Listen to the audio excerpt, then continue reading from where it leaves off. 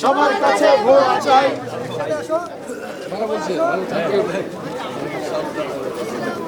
দাদা ভাই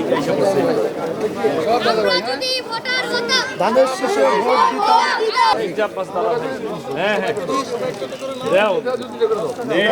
আছে, অনেক অনেক আছে, অনেক আছে।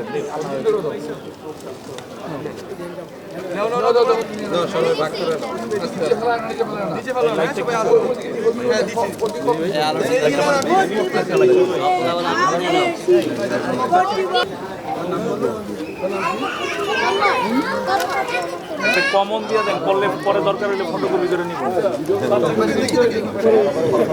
এই সামনে ভিড় জমেন না, সামনে সেটটা খালি করেন প্লিজ। তোমাদের সকল লিখে দিয়ে দেন।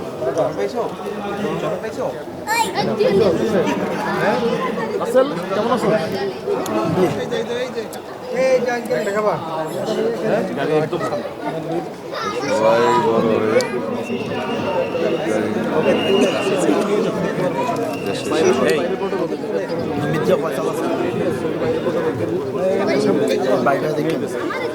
হালকা গাড়িটা চলবে।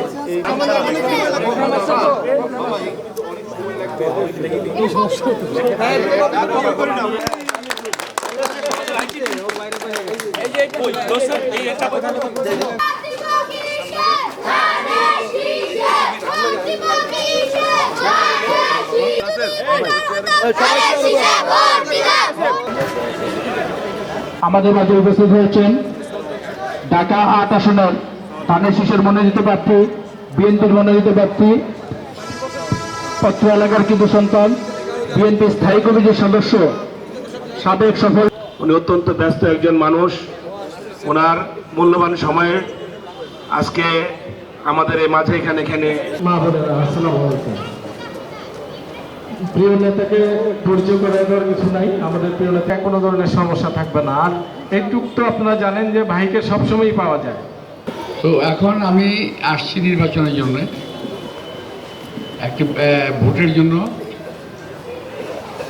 প্রশ্ন আসবে খুব স্বাভাবিক, গত 15 বছর 20 বছর আপনাকে তো দেখলাম না, এটা স্বাভাবিক প্রশ্ন না?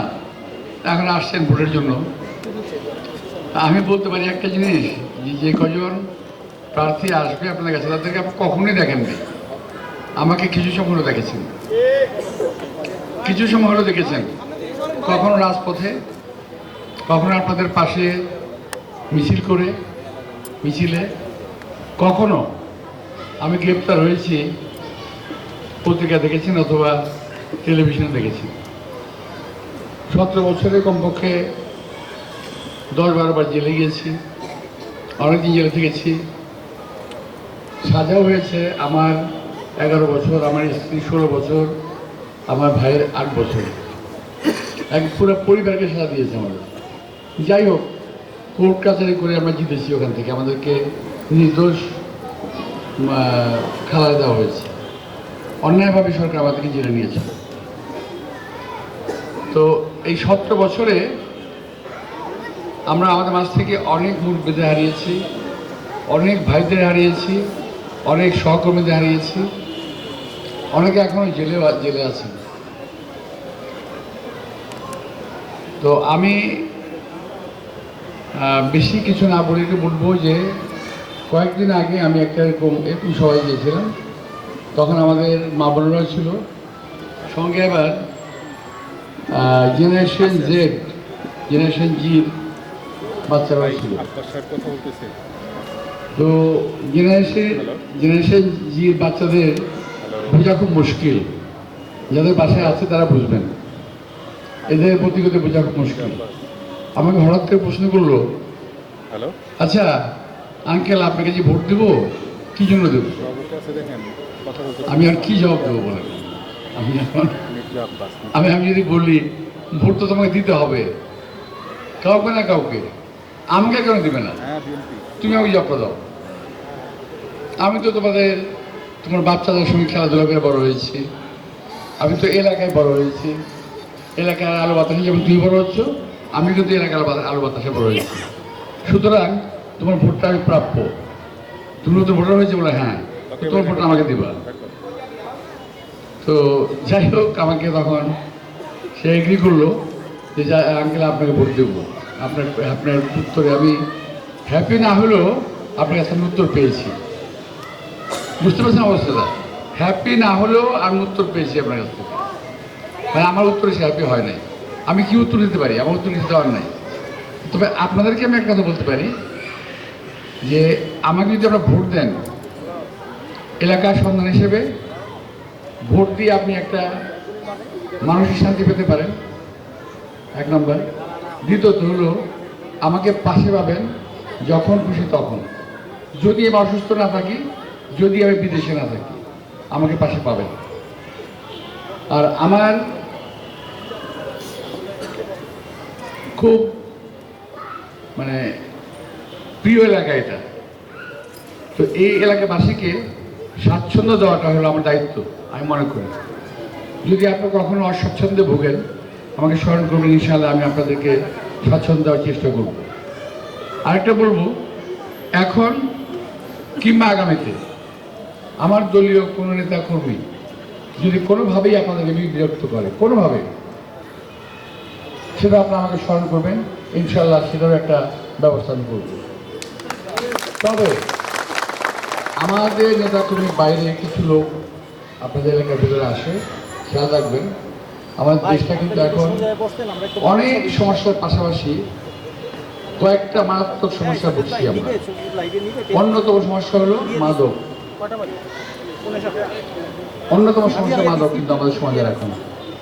আপনি বুঝতে পারবেন না যে আপনার এত আদরের ছেলেটা, সন্তানটা কখন আসক্ত হয়ে গেল, বুঝতেও পারবেন না। আপনি যখন বুঝতে পারবেন অনেক দেরি হয়ে যাবে। কারণ আমি ব্যক্তিগতভাবে এ ব্যাপারে আমি ভুক্তভোগী, আমি জানি।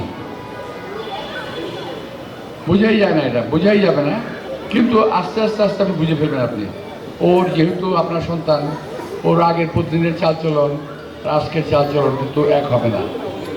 ওর কথা বলার স্টাইল চেঞ্জ হয়ে যাবে, ওর ঘুমের স্টাইল চেঞ্জ হয়ে যাবে, ওর পড়াশোনার স্টাইল চেঞ্জ হয়ে যাবে, এটা বুঝতে পারবেন। আর বাপ মা তো বুঝতে পারবেই। যাই হোক, এই মাদক সমাজকে যেভাবে গ্রাস করেছে, এখান থেকে আমাদেরকে রেহাই পেতে হবে, আমাদের বাঁচতে হবে। এ ব্যাপারে সকলের সাহায্য সহযোগিতা আমি কামনা করব এবং আইন প্রক্রিয়া সংস্থার সাহায্য আমি কামনা করব। আরেকটা হলো, অবশ্য আপনাদের এলাকাটার বাইরে মধ্যে জেলে আছে প্রচণ্ডভাবে চাঁদাবাজি আসক্ত আমাদের দেশে। এখন এই চাঁদাবাজি চলছিল আওয়ামী লীগের আমল থেকে, এখন ট্রান্সফার হয়েছে, ভাগে ভাগে ট্রান্সফার হয়েছে। আমি প্রথম দিকে 5 তারিখের পরে আমি লিফলেট বের করেছিলাম, যেখানে এই ধরনের ঘটনা ঘটে আমাকে জানাবেন, আমি ব্যবস্থা করব। লিফলেটও ছিল, ওখানে হটলাইন টেলিফোন নম্বরে ছিল।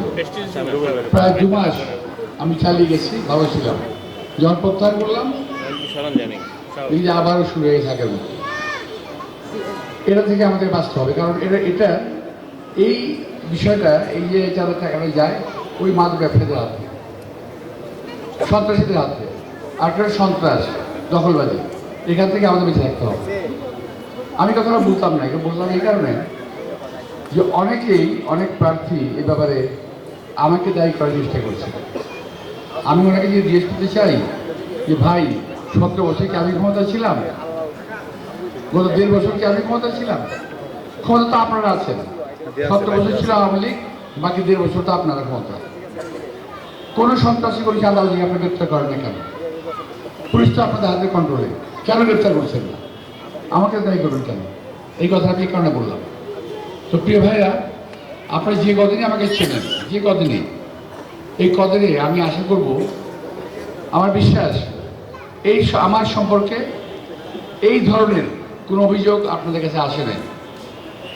যদি কারো কাছে থেকে থাকে, আমার যে ভাইরা খুব উঁচু গলায় আমার সম্পর্কে বলছেন, তাদেরকে আমি চ্যালেঞ্জ করে বলবো, চ্যালেঞ্জ করে, আমার কিংবা কোনো আত্মীয়স্বজনের সম্পর্কে যদি কোনো অভিযোগ থাকে, আমার বিচার আচার শালী কিছু লাগবে না। মসজিদে দাঁড়িয়ে বাচ্চা হাত থেকে বলবেন যে হ্যাঁ, আপনার সম্পর্কে কথা আমি শুনেছি, তাহলে আমি বুঝবো যে আপনি একজন মুসলমান, আমি সচ্চা মুসলমান। আর আমি বলতে চাই যে যদি কেউ আমার কাছে কিছু গোপন করেন, আমার কোনো কর্মীরা, তাহলে কিন্তু ভুল করবেন। আমি যদি টের পাই, যদি বুঝতে পারি, তাহলে কিন্তু এটা পরিণতি খুব ভয়াবহ হবে। তো আমি আর কথা বলবো না, অনেক সময় কথা বলছি আপনাদের সঙ্গে শীতের মধ্যে। ও পাশে আবার একটা আজকে প্রোগ্রামটা ভুল হয়ে গেছে, আমার যে প্রোগ্রামটা যে করেছে সে একটু ভুল করে ফেলেছে, একই সঙ্গে 3টা প্রোগ্রাম দিয়ে ফেলেছে। আমার এই জীবী করণীতে একটা মিলাদের প্রোগ্রাম আছে, ওটা ছিল আসরের পরপর, কিন্তু ওনারা বসে আছেন আমি পর্যন্ত, ওখানে আমি যাবো। পরিশেষে আপনাদের কাছে আমি আপনাদের দোয়া এবং একটি ভোট কামনা করে, শুধু তাই না, আপনার জন্য, আপনারা আমার জন্য আরও 10টা ভোট সংগ্রহ করবেন, এটুকু আশা করে আমি আমার বক্তব্য শেষ করছি। সবাইকে ধন্যবাদ। আসসালামু আলাইকুম।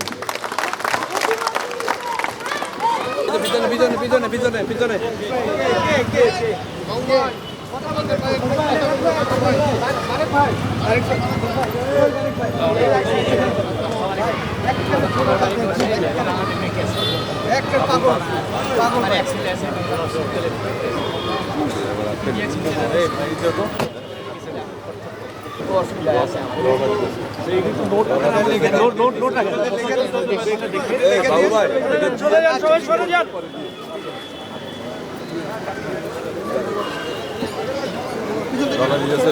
রেডি কর।